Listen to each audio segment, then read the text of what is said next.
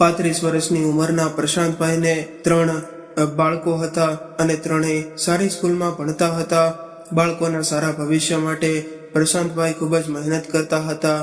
એને કપડાની દુકાન હતી અને મંદીને કારણે હમણાં ધંધો થોડો ડીમ હતો. પ્રશાંતભાઈના લગ્ન એની એક મિત્ર સાથે થયા હતા. તેની પત્ની પણ ખૂબ જ સુંદર હતી, પરંતુ થોડો કડક સ્વભાવ હતો. એ એના મનમાં આવે એમ મોઢા પર બોલી દેતી. પછી ભલે એ સામેવાળાને સારું લાગતું કે ન લાગે, પ્રશાંતભાઈ ઘણી વખત તેને સમજાવતા કે આવું ન કરવું જોઈએ. જો તને કોઈની વાત ન ગમે તો પણ એના મોઢા પર આવું ન કહેવું જોઈએ. પણ તેની પત્ની પ્રશાંતભાઈની કોઈ પણ વાત સાંભળવા માટે તૈયાર નહોતી અને સામે એવું કહી દેતી કે હું ડરપોક નથી, બહાદુર છું. પરંતુ પ્રશાંતભાઈને તેની આવી આદત પસંદ નહોતી. છતાં પણ ઘણી વખત તેઓ તેની પત્નીની આવી વાતો નજરઅંદાજ કરી દેતા અને એની આવી આદતને કારણે જ પ્રશાંતભાઈ તેની પત્નીથી થોડા દૂર રહેવા લાગ્યા હતા. દરેક વ્યક્તિએ કંઈ પણ બોલતા પહેલા એ વાતનું ધ્યાન રાખવું જોઈએ કે સામેવાળાને તેની વાત ખરાબ લાગી શકે. કે આજકાલ દુકાનમાં ગ્રાહક ઘણા ઓછા આવતા હોવાથી પ્રશાંતભાઈ માનસિક રીતે પરેશાન રહેવા લાગ્યા હતા. પરંતુ એને ભગવાન ઉપર પૂરો વિશ્વાસ હતો અને એ રોજ દુકાન ખોલીને પહેલા ભગવાનની આરતી કરીને પ્રાર્થના કરતા કે મારો ધંધો ખૂબ સારો ચાલે. પરંતુ હવે તેને એવું લાગતું હતું કે ભગવાને એનાથી નારાજ થઈ ગયા છે. આવી રીતે ધીમે ધીમે સમય પસાર થવા લાગ્યો અને એક દિવસ પ્રશાંતભાઈ દુકાને બેઠા હતા. બપોરનો સમય હતો, પરંતુ હજી સુધી એક ગ્રાહક આવ્યું નહોતું. ગરમીના દિવસો હતા અને લાઇટ જતી રહી હોવાથી એની હાલત ખરાબ થઈ ગઈ હતી. ત્યારે જ એની નજર સામેવાળી કપડાની દુકાન પર ગઈ, જ્યાં એક પછી એક ગ્રાહકો આવી રહ્યા હતા અને ઘણી બધી ભીડ હતી. હજુ તો તે સામેવાળાની દુકાન પર નજર જમાવીને બેઠા હતા. ત્યારે જ અચાનક એક ભિખારણ આવી અને પ્રશાંતભાઈની દુકાન સામે ઊભી રહી અને હાથ લાંબો કરીને માંગવા લાગી. પરંતુ પ્રશાંતભાઈનું ધ્યાન તો સામેની દુકાન તરફ હતું અને મનમાં વિચારી રહ્યા હતા કે આખરે મારી દુકાન પર કોઈ કેમ નથી આવતું. ત્યારે એ ભિખારણે ઊંચા અવાજમાં એવું કહ્યું કે શેઠ, મને થોડા કપડાં આપો. ભિખારણનો આવો અવાજ સાંભળીને તેઓ ચોંકી ગયા અને એને જોવા લાગ્યા. એ ભિખારણ એક યુવાન અને સુંદર સ્ત્રી હતી, પરંતુ તેણે ફાટેલી તૂટેલી જૂની સાડી પહેરેલી હતી અને એ ખૂબ મેલી થયેલી હતી. ચહેરા પર માટી લાગેલી હતી, છતાં પણ એ ખૂબ જ સુંદર લાગી રહી હતી. પ્રશાંતભાઈ તો તેને જોતા જ રહી ગયા અને એના ચહેરા પર એક અલગ નિર્દોષતા હતી. ત્યારે જ એણે ફરીવાર કહ્યું કે શેઠ, મને થોડા કપડાં આપો ને. હું ભિખારણ છું અને મારી સાડી ફાટી ગઈ છે, એટલે તમે એક સાડી આપશો તો મારું કામ થઈ જશે. ભિખારણની આવી વિનંતી સાંભળીને પ્રશાંતભાઈએ કહ્યું કે હું તને કપડાં તો આપીશ, પરંતુ જે પહેલાં તું મને એ જણાવ કે તું કોણ છો. એટલે તેણે એવું કહ્યું કે મારું નામ શાંતા છે અને હું ભીખ માંગીને મારું ગુજરાન ચલાવું છું. જ્યારે પ્રશાંતભાઈએ પૂછ્યું કે તું ક્યાં રહે છે અને ક્યાંથી આવી છે, એટલે ભિખારણ કહેવા લાગી કે અહીંથી થોડે દૂર એક સુનસાન જગ્યા છે, ત્યાં અમે રહીએ છીએ, ત્યાં મારું ઝૂંપડું છે. ભિખારણની આવી વાત સાંભળ્યા બાદ પ્રશાંતભાઈએ તેને એક સાડી આપી. એ સાડી હોલસેલમાં 80 રૂપિયામાં આવતી હતી. સાડી જોઈને ભિખારણ ખૂબ ખુશ થઈ ગઈ અને તેણે તરત જ સાડીઓનો છેડો પોતાના માથા પર ઉઠી લીધો અને કહેવા લાગી કે શેઠ, હું કેવી લાગુ છું. એટલે પ્રશાંતભાઈ બોલ્યા કે તું તો ખૂબ જ સુંદર લાગી રહી છો. ત્યારબાદ એ ભિખારણ પ્રશાંતભાઈનો આભાર માનીને ત્યાંથી જતી રહી. થોડી વાર બાદ બીજા એક બહેન કપડાં લેવા આવ્યા અને પ્રશાંતભાઈએ તેને કપડાં બતાવવા લાગ્યા. એ બહેન કપડાં ખરીદીને ગયા અને થોડો સમય થયો તો ત્યાં જ બીજી 2-3 બહેનો આવી ગઈ અને કપડાં જોવા લાગી. અને ત્યારબાદ આ સિલસિલો ચાલવા લાગ્યો. હજુ પહેલો ગ્રાહક જ થયો નહોતો, ત્યાં તો બીજો ગ્રાહક આવી જતો અને આખો દિવસ આવી જ રીતે દુકાનમાં ગ્રાહક વધવા લાગ્યા અને એક ગ્રાહકો ઓછામાં ઓછા 4-5 જોડી કપડાં ખરીદીને જવા લાગ્યા. હવે તો પ્રશાંતભાઈ પાસે એટલો સમય પણ નહોતો કે એ બેસીને સામેની દુકાન પર કેટલા ગ્રાહક આવે છે એ ગણી શકે. પ્રશાંતભાઈની દુકાનમાં હવે આખો દિવસ ગ્રાહકોની લાઈન લાગવા લાગી અને સાંજ સુધીમાં તો ઘણા બધા કપડાં વેચાઈ ગયા હતા. આજે પહેલી વખત આટલા બધા ગ્રાહકોને જોઈને તેઓ હેરાન રહી ગયા અને વિચારવા લાગ્યા કે આજે આવું કેવી રીતે થઈ ગયું કે એક જ દિવસમાં આટલા બધા ગ્રાહક આવી ગયા અને આખી દુકાનનો સામાન ખાલી થઈ ગયો. આજે સાંજે પ્રશાંતભાઈએ બધા પૈસા ભેગા કર્યા અને એ પૈસાથી બીજા બધા કપડાં ખરીદીને પોતાની દુકાન પાછી ભરી દીધી અને બાકી વધેલા રૂપિયાને તેઓ ઘરે લાવ્યા અને ઘરે આવીને પોતાની પત્નીને બધી વાત જણાવી. તેના લીધે એ પણ ખૂબ ખુશ થઈ ગઈ અને ભગવાનનો આભાર માનવા લાગી. બીજા દિવસે નિત્યક્રમ મુજબ પ્રશાંતભાઈ ફરીવાર દુકાને ગયા અને ગ્રાહકની રાહ જોવા લાગ્યા. ત્યાં તો ફરીવાર એ જ ભિખારણ સૌથી પહેલા આવીને એટલે પ્રશાંતભાઈએ તેને જોઈને હેરાન રહી ગયા, કેમ કે તેણે કાલવાળી જૂની અને ફાટેલી સાડી પહેરેલી હતી. પ્રશાંતભાઈએ તેને નવી સાડી આપી હતી, છતાં પણ એ જૂની અને ફાટેલી સાડી પહેરીને આવી હતી અને કાલની જેમ ફરીવાર તેણે એવું જ કહ્યું કે શેઠ, મને થોડા કપડાં આપીને. એ ભિખારણ તેના નરમ અને પ્રેમભર્યા શબ્દોથી ભીખ માંગી રહી હતી કે પ્રશાંતભાઈ ના ન પાડી શક્યા અને તેણે ફરીવાર એક સાડી આપી દીધી અને એને જોતા રહ્યા. તેના ગયા બાદ આજે ફરીવાર દુકાન પર ભીડ લાગી હતી અને આખો દિવસ ગ્રાહકોની ભીડ લાગી રહી. તેઓ એટલા બધા વ્યસ્ત રહ્યા કે આજે તો બપોરે જમવાનો સમય પણ થઈ ગયો, છતાં પણ ગ્રાહકોની લાઈન ઓછી થવાનું નામ નહોતી લેતી. ત્યારે પ્રશાંતભાઈ વિચારવા લાગ્યા કે હવે હું એકલા હાથે તો આ બધું સાચવી નહીં શકું, એટલે મારી દુકાનમાં કોઈ છોકરો રાખી લઉં. હવે સાંજ થઈ અને દુકાન બંધ કરવાનો સમય થઈ ગયો. ત્યાં સુધીમાં તો પ્રશાંતભાઈએ પોતાની દુકાનમાં કામ કરવા માટે એક છોકરો રાખી લીધો અને એને એવું કહ્યું કે હું તને મહિનાનો 2000 પગાર આપીશ. એટલે એ છોકરો રાજી થઈ ગયો. હવે તો પ્રશાંતભાઈની દુકાન દિવસે ને દિવસે પ્રગતિ કરવા લાગી અને પેલી ભિખારણ રોજ આવતી અને પ્રશાંતભાઈ પાસેથી ફ્રીમાં કપડાં લઈ જતી, પરંતુ આજ સુધી એમણે એને ક્યારેય નવા કપડાં પહેરેલી નથી જોઈ. પ્રશાંતભાઈ એને જે કપડાં આપતા એમાંથી એને એક સાડી પણ પહેરી નહોતી. એ તો હંમેશા જૂની સાડી પહેરીને આવતી હતી. એક દિવસ પ્રશાંતભાઈએ તેને પૂછ્યું કે હું તને આપું છું એ કપડાં તું શા માટે નથી પહેરતી? ત્યારે તેણે હસીને વાતને ટાળી દીધી અને ફરીથી પ્રશાંતભાઈ પાસેથી નવા કપડાં લઈને જતી રહી. પ્રશાંતભાઈએ આ વાત તેની પત્નીને નહોતી કરી, કેમ કે તેને ખબર હતી કે આવી વાત સાંભળીને તેની પત્ની ગુસ્સે કરશે અને એવું કહેશે કે તમે એને ફ્રીમાં કપડાં શા માટે આપો છો? આવી રીતે રોજે ભિખારણ પ્રશાંતભાઈ પાસેથી કપડાં લઈને જતી રહેતી અને તેના ગયા બાદ પ્રશાંતભાઈની દુકાન પર ગ્રાહકોનો લાઈન લાગી જતી. હવે તો ઘરમાં પૈસાની રેલમ છેલમ થવા લાગી હતી, પરંતુ હવે પ્રશાંતભાઈએ તેના પર શંકા થવા લાગી. એટલે એમણે કંઈક વિચારીને આ બાબતે તપાસ કરવાનું નક્કી કર્યું. એમણે એવું વિચાર્યું હતું કે આ બધું થવા પાછળનું કારણ શું છે એ મારે જાણવું છે. એક દિવસ જ્યારે એ ભિખારણ પ્રશાંતભાઈની દુકાને આવી અને કપડાં માંગ્યા તો એ એફને પૂછ્યું લીધું કે પહાયતાનું માને એ જણાવ કે તું કોણ છો અને આ કપડાનું તું શું કરે છે? પ્રશાંતભાઈની આવી વાત સાંભળીને એ પરેશાન થઈ ગઈ અને કહેવા લાગી કે હું આ કપડાં પહેરું છું. ત્યારે પ્રશાંતભાઈ બોલ્યા કે મેં તો તને ક્યારેય નવા કપડામાં પહેરેલી નથી જોઈ.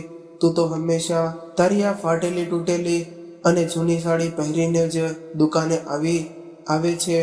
અત્યારે એ સ્ત્રી કહેવા લાગી કે શેઠ, હું મારા લગ્ન માટે કપડાં ભેગા કરી રહી છું આ ભિખારણની આવી વાત સાંભળીને પ્રશાંતભાઈને એવું લાગ્યું કે કદાચ એ સાચું કહી રહી હશે.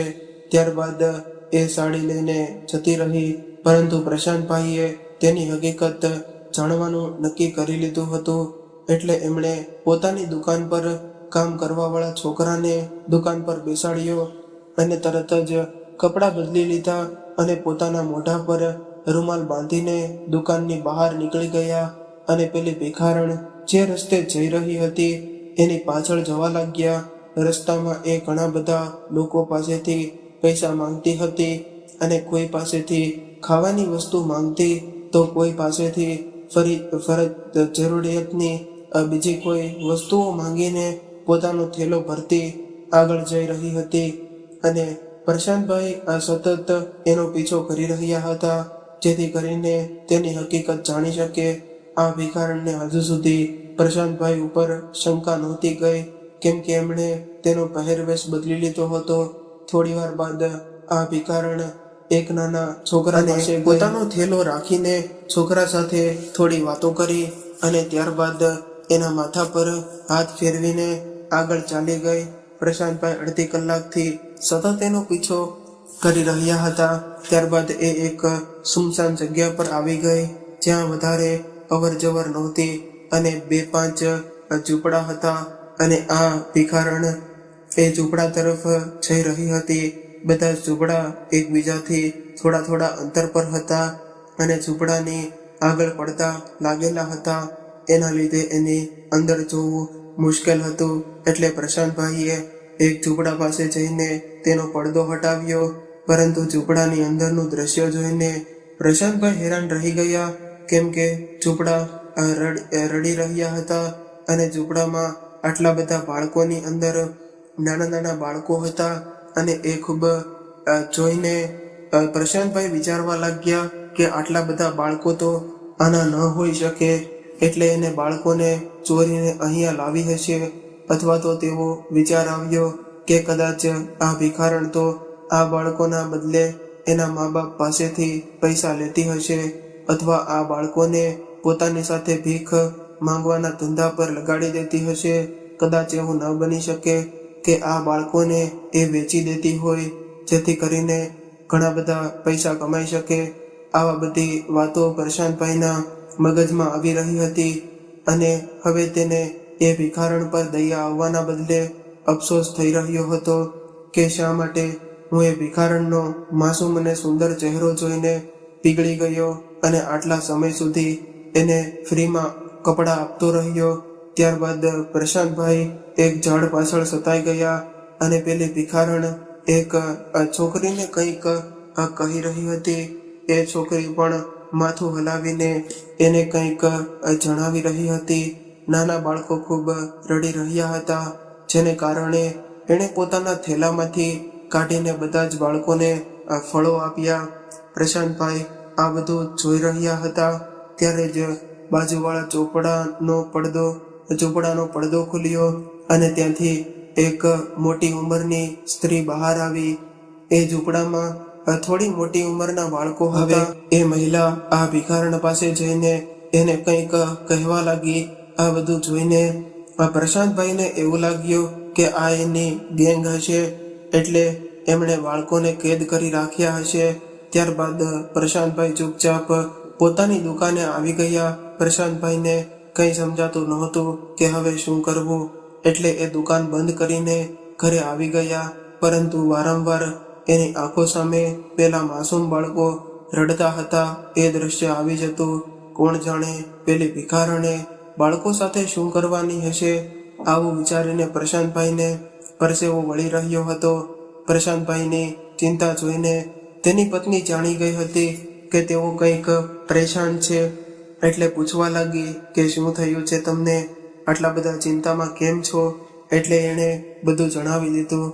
પરંતુ તેઓ પેલી ભિખારણને જોઈ ફ્રીમાં કપડાં આપતા હતા એ ન જણાવ્યું. ત્યારે પત્નીને એવું કહ્યું કે આપણે પોલીસને બધું જણાવી દેવું જોઈએ, જેથી કરીને એ બાળકોને છોડાવી શકીએ અને એને પોતાના મા બાપ સુધી પહોંચાડી શકીએ. પત્નીની વાત સાંભળીને પ્રશાંતભાઈ કહેવા લાગ્યા કે તું સાચું કહી રહી છો. અહીંયા એક બે બાળકોની નહીં પરંતુ 20-25 બાળકોની વાત છે અને એ બધા જ બાળકો પેલી ભિખારણની કેદમાં છે. પરંતુ હું એકલો એને નહીં છોડાવી શકું, કેમ કે એની આખી ગેંગ હોય તો આપણે શું કરી શકીએ. એટલે આ બાબતે પોલીસને જાણ કરવી જોઈએ. બીજા દિવસે પણ એ ભિખારણ ફરીથી પ્રશાંતભાઈની દુકાને આવી. એટલે એણે કંઈ પણ કહ્યા વગર એને કપડાં આપી દીધા અને ત્યારબાદ પેલા છોકરાને દુકાન સોંપીને તેઓ પોલીસ સ્ટેશન તરફ રવાના થયા. પોલીસ સ્ટેશન પહોંચીને આખી વાત જણાવી અને લોકેશન જણાવ્યો. ત્યારબાદ તેઓ દુકાને આવીને પોતાનું કામ કરવા લાગ્યા. હવે સાંજ થઈ એટલે પોલીસ સ્ટેશનથી ફોન આવ્યો કે તેઓ આ સમયે ત્યાં રેડ પાડવા માટે જઈ રહ્યા છે, જેથી કરીને એ બાળકોને છોડાવી શકીએ અને તેના માતા પિતા સુધી પહોંચાડી શકીએ. ક્યાંક એવું ન થાય કે એ ભિખારણ બાળકોને ક્યાંક વેચી નાખે.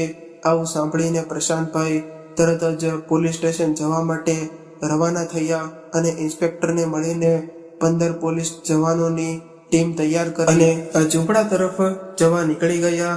થોડી વાર ત્યાં પહોંચી ગયા અને ઇન્સ્પેક્ટર સાહેબે પોલીસ કર્મીઓને એવું કહ્યું કે તમે બધા જ ઝૂંપડાને ચારેય બાજુથી ઘેરી લ્યો. એટલે બધા જ પોલીસ કર્મીઓ ઝૂંપડાની ચારેય બાજુ ગોઠવાઈ ગયા. પ્રશાંતભાઈ ગાડીની અંદર બેઠા હતા, કેમ કે પોલીસે તેને બહાર આવવાની ના પાડી હતી. એને એવું કહ્યું હતું કે તમને ખતરો થઈ શકે છે, એટલે તમે બહાર ન આવતા. ઇન્સ્પેક્ટર સાહેબ હવે એ ભિખારણના ઝૂંપડા તરફ ગયા અને કહ્યું કે બહાર આવી જા. પોલીસ ઇન્સ્પેક્ટરનો અવાજ સાંભળીને વૃદ્ધ મહિલા અને તેની નાની ઉંમરની છોકરી બહાર આવ્યા. એટલે ઇન્સ્પેક્ટર સાહેબ કહેવા લાગ્યા કે નાના બાળકોને ક્યાં છુપાવીને રાખ્યા છે. આવું સાંભળીને એ મહિલા થોડી પરેશાન થઈ ગઈ. આ બધું પ્રશાંતભાઈ દર બેઠા જોઈ રહ્યા હતા. ત્યારબાદ પેલી ભિખારણ હાથ જોડીને કંઈક કહેવા લાગી, પરંતુ ઇન્સ્પેક્ટર સાહેબ ના પાડી રહ્યા હતા. થોડી વારમાં ઝૂંપડામાંથી બાળકો પણ બહાર આવી ગયા, પરંતુ એ બધા જ બાળકો રડી રહ્યા હતા. ત્યારે ઇન્સ્પેક્ટર સાહેબે બીજા પોલીસ કર્મીઓને કહ્યું કે આ ત્રણેયની ધરપકડ કરી લો. ત્યારે ત્રણેય પોલીસ મહિલાઓ હાથ જોડી રહી હતી, પરંતુ ઇન્સ્પેક્ટર સાહેબે તેને નજરઅંદાજ કરીને હાથ કડી પહેરાવી દીધી અને ત્રણેયને પોલીસની જીપમાં બેસાડી દીધી. થોડી વાર બાદ ઝૂંપડાની તપાસ કરી, પરંતુ ત્યાંથી કોઈ પણ વાંધાજનક વસ્તુ ન મળી અને કોઈ હુમલો પણ ન થયો. કદાચ એમના સાથી ક્યાંય છુપાઈને બેઠા હોઈ શકે છે, અથવા તો અહીંયા હાજર ન હોય. બધા જ બાળકો રડી રહ્યા હતા, એટલે જલ્દીથી તેણે પોલીસ વાનમાં બેસાડી દીધા અને પાછા પોલીસ સ્ટેશન તરફ નીકળી ગયા. ત્યારબાદ પ્રશાંતભાઈ પોતાના ઘરે આવી ગયા. ઘરે આવીને આખી ઘટના પોતાની પત્નીને જણાવી. જે સાંભળીને એ બધું જ ખૂબ ખુશ થઈ ગઈ અને બીજા દિવસે તેઓ પોતાની દુકાને ગયા. પરંતુ રોજની જેમ એ ભિખારણ આજે ન આવી અને આજે પણ કેવી રીતે એ તો જેલમાં બંધ હતી. એટલે પ્રશાંતભાઈ પણ શાંતિથી બેઠા ગ્રાહક આવવાની રાહ જોઈ રહ્યા હતા. બપોરના 11 વાગી ગયા હતા, પરંતુ હજુ સુધી કોઈ ગ્રાહક ન આવ્યો. એટલે એમણે સામેની દુકાન તરફ જોયું, જ્યાં આજે ઘણી બધી ભીડ હતી. હવે સાંજ પડી ગઈ, પણ સાંજ સુધીમાં એક જ ગ્રાહક આવ્યો હતો. એમણે પ્રશાંતભાઈ થોડા ચિંતામાં હતા, એટલે કેમ કે એક વખત ફરીથી પહેલા જેવી પરિસ્થિતિ આવી ગઈ હતી. હવે આવી રીતે દિવસો વીતવા લાગ્યા. દુકાનમાં કોઈ ગ્રાહક આવતું નહોતું, એટલે દુકાનમાં કામ કરવા વાળો છોકરો પણ ટેન્શનમાં હતો કે જો આવું રહેશે તો પાછી મારી નોકરી જતી રહેશે. હવે પ્રશાંતભાઈ વિચારમાં પડી ગયા કે પેલી ભિખારણ આવતી હતી એ દિવસે તો મારી દુકાન પર ઘણી બધી ભીડ રહેતી, અને હવે એ નથી આવતી તો મારું કામ ઠપ થઈ ગયું છે. એને તો એવું લાગ્યું કે જાણે પેલી ભિખારણની બદદુઆ લાગી ગઈ છે. હવે પ્રશાંતભાઈ ખૂબ ટેન્શનમાં રહેવા લાગ્યા, કેમ કે દિવસે ને દિવસે તેઓ કામ ધંધો ઠપ થવા લાગ્યો હતો. આખો દિવસ દુકાનમાં બેઠા માખીઓ મારતા રહેતા અને ગ્રાહકોની રાહ જોયા કરતા. જ્યારે એમણે પોતાની પત્નીને જણાવ્યું કે એ પણ ચિંતામાં આવી ગઈ. એક દિવસ પ્રશાંતભાઈએ પોલીસ સ્ટેશનને ફરિયાદ કરીને પેલી ભિખારણ વિશે પૂછ્યો તો એમણે એવું જણાવ્યું કે ભિખારણ હજુ સુધી પોતાનું મોઢું ખોલવા માટે તૈયાર નથી. એવું કહે છે કે આ બધા જ બાળકો એના પોતાના છે. એની સાથે એની એક બહેન અને વૃદ્ધ મા પણ છે અને એ પણ એવું જ કહી રહ્યા છે કે આ બધા જ બાળકો અમારા છે અને અમે અમારા બાળકોને ક્યારેય પણ ભીખ માંગવા મજબૂર નથી કર્યા અને બાળકોને ક્યારેય વેચ્યા પણ નથી. અને અદાલતમાંથી આ ત્રણેય વિશે પુરાવા ભેગા કરવાનું કહ્યું છે, પરંતુ એના વિરુદ્ધ કોઈ પણ પુરાવા મળ્યા નથી અને એના ઝૂંપડામાં પણ કંઈ એવું મળ્યું નથી કે જેનાથી સાબિત કરી શકાય આવું કામ કરી રહ્યા છે. પોલીસ ઇન્સ્પેક્ટરની આવી વાત સાંભળીને પ્રશાંતભાઈ હેરાન રહી ગયા અને પૂછવા લાગ્યા કે બાળકોનું શું થયું, એના માતા પિતા મળ્યા કે નહીં. ત્યારે સાહેબે કહ્યું કે આ બાળકોમાંથી કોઈના પણ માતા પિતા વિશે કંઈ ખબર નથી પડી.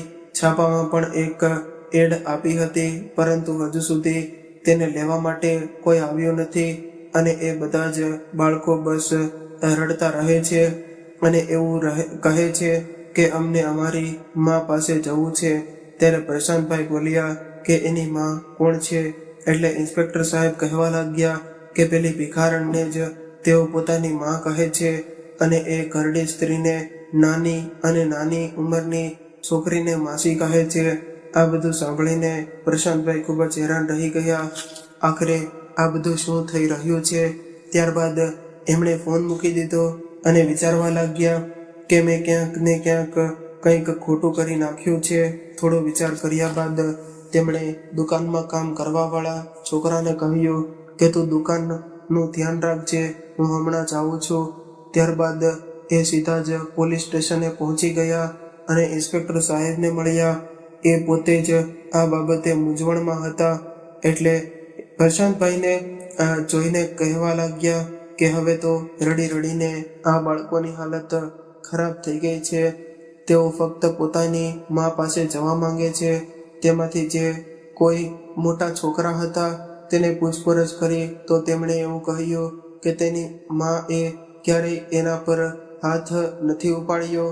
તેઓ પોતાની નાની અને માસી પાસે રહે છે અને એટલું જ નહીં, એ બાળકોએ તો એવું પણ કહ્યું કે તેઓ જ્યારથી સમજવામાં શીખ્યા છે ત્યારથી આ ત્રણેય સાથે રહે છે. એટલે એ પણ કહ્યું કે ક્યારેક ક્યારેક માં કોઈ નવા બાળકને લઈને આવે છે અને ત્યારબાદ એ પણ અમારી સાથે રહેવા લાગે છે અને પછી ક્યારેય જતા નથી. અમારી આ ખૂબ સારી છે. આમાં તમારા માટે ખાવા પીવાની અને કપડાની વ્યવસ્થા એ જ કરે છે અને અમને ખૂબ પ્રેમ કરે છે. ક્યારેક કોઈ બહારનો માણસ અમને મળવા નથી આવ્યો. આ બધું સાંભળીને પ્રશાંતભાઈ વધારે મૂંઝાઈ ગયા. ત્યારે ઇન્સ્પેક્ટર સાહેબ કહેવા લાગ્યા કે તમે જે કંઈ પણ કહ્યું હતું એ ફક્ત તમારી ગેરસમજ હતી, કેમ કે આજ સુધી આ ત્રણેય વિરુદ્ધ અમને કોઈ પણ પુરાવા મળ્યા નથી. ત્યારબાદ પ્રશાંતભાઈ ઇન્સ્પેક્ટર સાથે અંદર ગયા અને બધાની હાલત જોઈને એના પર દયા આવવા લાગી, કેમ કે ઇન્સ્પેક્ટર સાહેબે એની પાસેથી વાત કાઢવા માટે એને ખૂબ જ માર માર્યો હતો. પરંતુ પ્રશાંતભાઈને જોતા જ એ ભિખારણ જલ્દીથી એની પાસે આવી અને કહેવા લાગી કે શેઠ, સારું થયું તમે આવી ગયા. મને ખબર હતી કે મારો ભગવાન કોઈને કોઈ રૂપમાં મારી મદદ જરૂર કરશે. ભિખારણની આંખો પર પ્રશાંતભાઈ પ્રત્યે વિશ્વાસની પટ્ટી બંધાયેલી જોઈને પ્રશાંતભાઈને ખૂબ જ શરમ આવી, કેમ કે એ જાણતી નહોતી કે એને એ પોતાનો મદદગાર સમજી રહી હતી. ખરેખર એને જેલમાં મોકલવા વાળો એ જ હતો.